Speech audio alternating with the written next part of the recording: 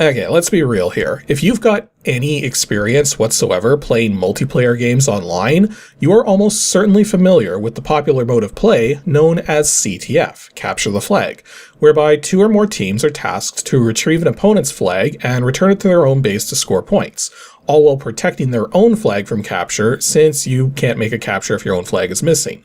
Now, some games change up the name so that it's something other than a flag that you're capturing and protecting, but the point still stands that this mode of play is ubiquitous with online gaming. And yet, I wonder how many people are aware of the roots of that style of gameplay.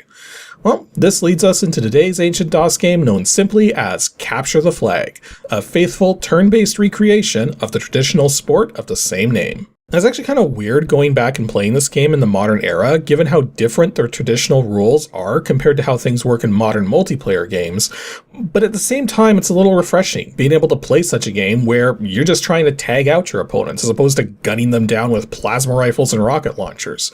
And one thing that's a bit ironic though is that I did indeed play this game back as a kid, briefly, but back then I couldn't really wrap my head around the mechanics. Even when taking a second look at it in an old shovelware digger's video, I wasn't really entirely certain what I had gotten myself into, but I did indeed recognize the game was well built, but also long playing. Well, now that I've played the full game properly for a bit, it's actually completely met my expectations. Other than the controls being a bit quirky, there's no surprises to be had here, and given that this piece of shareware did indeed win a handful of awards from shareware publications back in the 90s, I think it's safe to say that there was clearly some level of demand for being able to play this sport digitally. Now that said, my original assessment that the gameplay doesn't seem to change much from game to game also still holds true, despite the numerous options in place to try and extend things out. And just like with most CTF stuff, it really is better as a multiplayer experience compared to playing against computer opponents.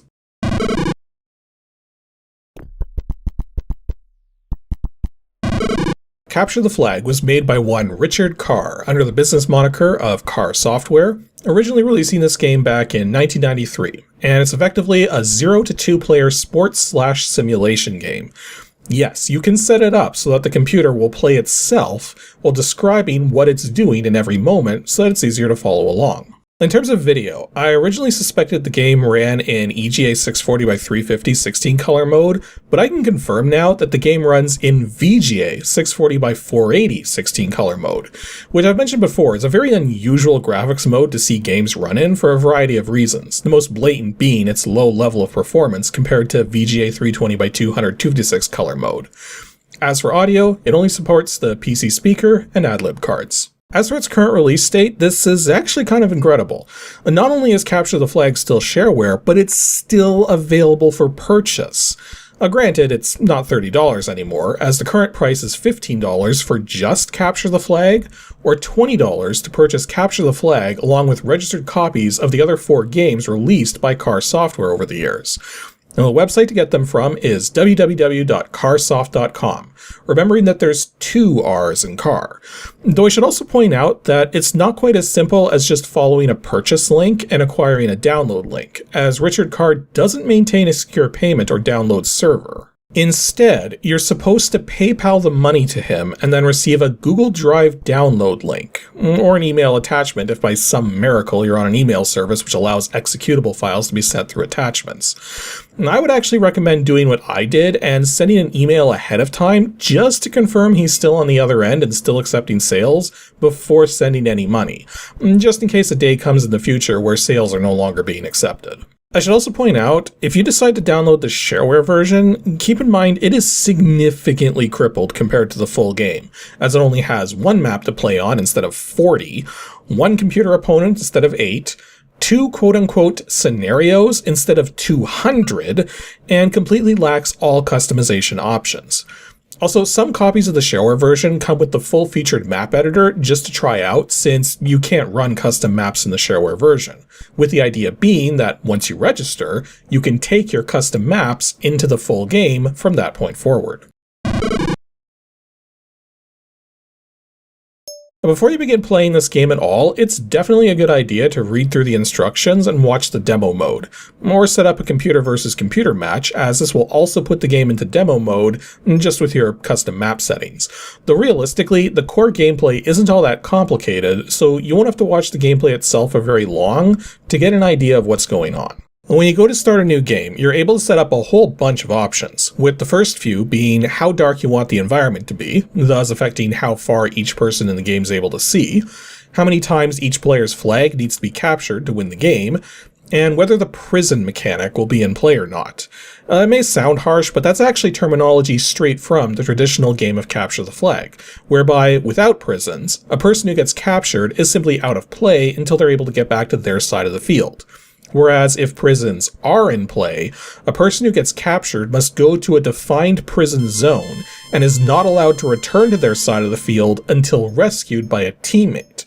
Though when a rescue occurs, all people in the prison are rescued at the same time, but the person performing the rescue also ends up out of play until back to their side of the field. The next set of options allows for some more intricate tweaks, including setting which team will be computer controlled and which will be player controlled, whether cheats will be allowed, relative capture and movement rates, the map you'll be playing on, one of 8 different AI algorithms to use for computer opponents, which unfortunately cannot be set separately for each team if you set both to be computer controlled, whether team member and flag placement will be automatic or manual, and then finally, you have the scenario selection. The scenarios are a collection of 200 pre-configured team layouts for both sides. When selecting a scenario, you can see each individual team member for each team, as well as their stats and the averages of their stats for the entire team. Now, I kinda understand why it was done this way, as opposed to giving the player total control over team creation, but if there's a particular kind of layout you want to try out, you have to slowly scan through the entire database of scenarios looking for it. I should also point out too that while many scenarios are balanced in some manner, such as by giving one side more team members but with reduced skill points, there are plenty of imbalanced scenarios as well, which will make the game easier or harder depending on which side you're playing on.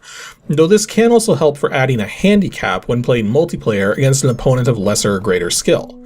In the shareware version, you technically get 2 scenarios to choose from when playing against the computer, but they're differentiated as either an easy or normal mode of gameplay, and simply results in either an 8v8 match for normal, or an 8v6 match for easy, with your team being the 8-member team. Now, if you decide to play with manual unit placement, this will be the first thing you do once you start the game, and this brings us to the controls, which are, well, the controls aren't bad per se, but they take a lot of getting used to. Generally speaking, the left mouse button selects your own units and moves them, while the right mouse button is used strictly for repositioning the camera, which you click once to bring up the full map, then again once you've moved the camera where you want it to be. Both things can also be done with the keyboard, but if you decide to do it that way, the arrow keys move the active unit, while holding Control and pressing the arrow keys moves the camera. Again, the controls work fine, but until you get used to them, you are going to frequently be pressing things you do not mean to.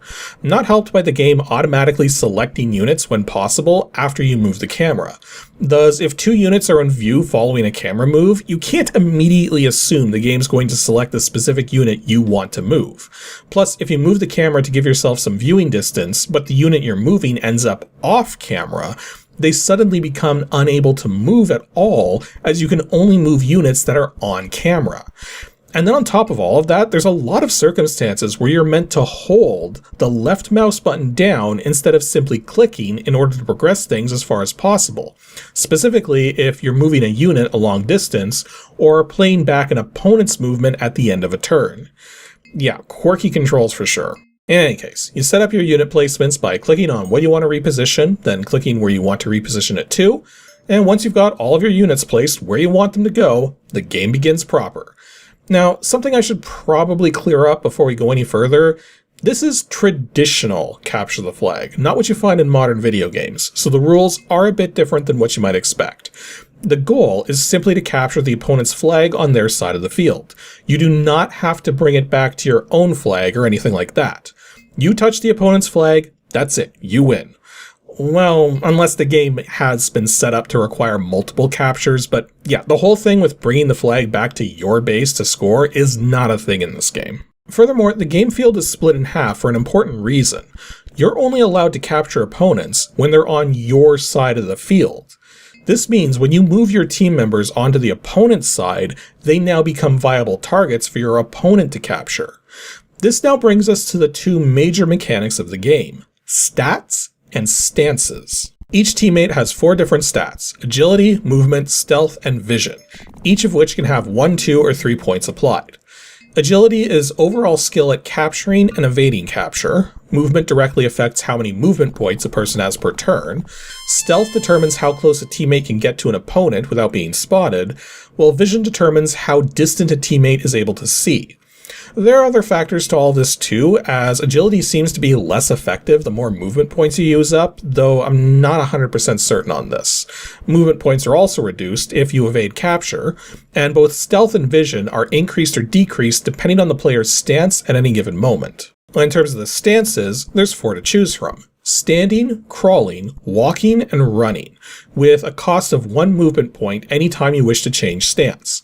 The stance a player is in determines how many movement points are lost across different kinds of terrain, and also adds to their stealth and vision. Now, running provides the lowest movement cost, crawling provides the best stealth, and standing provides the best vision. While crawling produces the highest movement cost and worst vision, while running produces the worst stealth. The funny thing though is, because of the way this all works, and because there's no such thing as stamina in this game, the walking stance is almost completely useless, since it's in the middle ground of all of this, and thus it is exceedingly rare where there would be a moment where it would be beneficial to walk instead of run, crawl, or stand still. However, the trick to all of this is that the landscape itself helps to obscure everyone. Normally, you can't see where the opposing team members are unless and until one of your team members catches a glimpse of one, at which point, if they have a direct line of sight, the opponent will be displayed appropriately. However, if an opponent becomes obscured once again, a question mark is left behind to indicate where that opponent was last spotted. Once you finish making moves, it switches over to your opponent, then back to you for your next turn. But before you actually take your turn, you're able to see a playback of all opponent movement your teammates witnessed. Thus, when you're able to start moving again, you'll be prepared for dealing with any opposing team members who are invading your territory, or can plan appropriately in terms of your own invasion of enemy territory. Regardless, this is effectively the main loop of the game, and it continues until someone finally captures the flag of their opponent. There are a couple final things to point out though. Firstly, let's take a very quick look at the map editor that's included with the game, because curiously, it doesn't run as well as the game itself. I mean, it does have some features to make it easier to put in rivers and roads, but handling forests is a bit of a chore, even with its built-in assisting features, and frequently the editor misses your inputs if you're trying to click and drag and move the mouse too fast. I'm actually kind of surprised how poor the responsiveness of the editor is compared to the main gameplay, and I'm kind of wondering if maybe the emulation is to blame. Also, the game supports something called PBEM, or Play by Electronic Mail. Now, if you set up a game as a PBEM game, what ends up happening is anytime the player turn changes, a game state file is saved, which you're supposed to email to your opponent, who then plays their turn and mails you back a new game state file to continue. It's kind of analogous to how some people would play chess by mail, and was done this way so that people wouldn't tie up their phone lines or networks with continuous connections, plus could play a single game over the course of multiple days or even weeks on their own time instead of having to wait on an opponent. In fact, there's a lot of turn-based 90s games which function in this manner. Overall, Capture the Flag does exactly what it set out to do on the tin, provide a digital recreation of the traditional Capture the Flag experience, but from the perspective of a team captain telling each teammate what to do, as opposed to being one member of a larger team. This isn't really my kind of game, but once you get used to the controls, there's nothing really wrong with this thing, and it plays exactly as it expected to. I guess what I'm trying to say is that this game was explicitly designed to meet expectations. Thus, if you ever wanted to play traditional Capture the Flag as a digital game, then here you go. Yep, this is once again a game which runs perfectly fine in DOSBox without any extra configuration. Just leave cycle set to auto and you're good to go. That said, I should quickly point out that if you buy the game nowadays, what you get is a Windows 16-bit installer, which naturally doesn't work on modern Windows. But so long as you have a file compression utility that can open Windows installers as archives, like 7-zip, you can just extract files that way and completely bypass having to run the installer on a 32-bit system or through an emulated copy of Windows 3.1. Anywho, that'll be all for today's episode of Ancient DOS Games. Next up, 2 Saturdays from now on May 24th, will be an ADG Pro video. And we're going to go back to a game I haven't touched in many years now to give it the old damage per second treatment. And maybe go one step further to see if we can figure out how many hit points everything has. Maybe. So be sure to stay tuned to see if we can extract said game's hidden stats simply by just playing it.